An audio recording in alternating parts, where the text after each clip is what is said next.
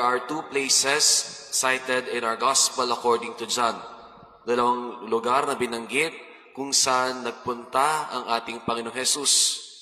Una ay sa Samaria at ang ikalawa ay sa Cana in Galilee.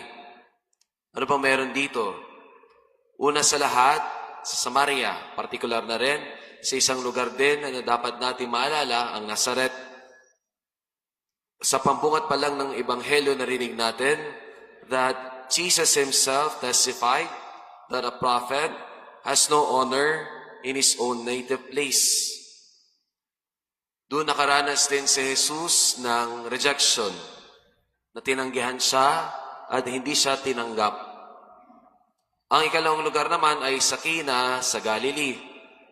Dito, alam natin at narinig natin na tinanggap agad-agad si Jesus dahil naalala nila ang ginawa niyang unang milagro sa kanilang lugar nung araw na kinasal ang dalawang mag-asawa at naubusan sila ng alak. This was the first time Jesus performed His first miracle. At ano ang pwede nating matutunan dito sa dalawang lugar na ito? Sa Samaria o sa Nazaret at sa Galilee, sa Cana. Isang katotohanan, rejection. Alam ko, marami sa atin dito, maraming ilang beses sa iba't ibang pagkakataon, tinanggihan ng nakakaramihan. Rejection from the family. Rejection from our parents or our siblings. Rejection sa paaralan. Hindi ka belong sa ibang klase. Hindi ka belong sa magkakaibigan.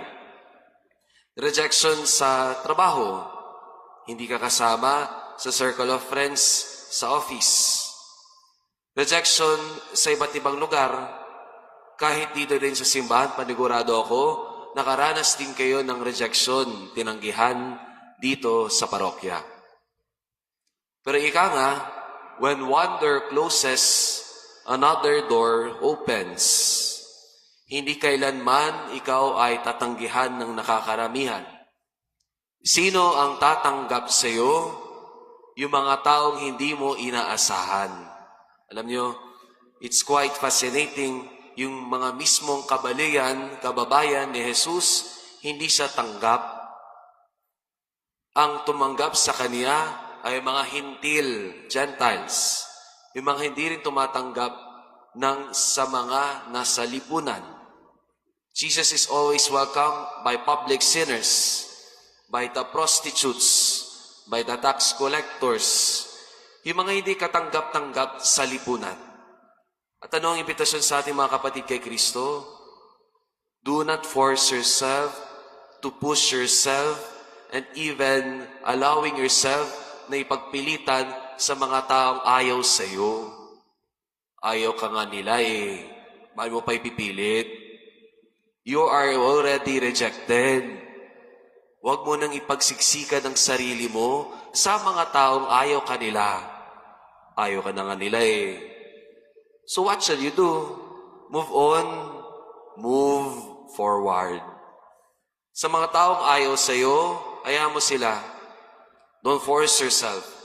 Our God, Jesus Himself, was rejected. Masalo ka na. Ano ka, exempted to the rule? The Lord is inviting you, move. Hindi na natili si Jesus sa Samaria. He went forward. He moved forward. Gayahin natin si Jesus, huwag manatili sa iisang lugar lang. Let us pray in this Holy Mass that yes, we may feel hurt when others rejected us, but allow ourselves to open our hearts for new people because they will teach us many new things.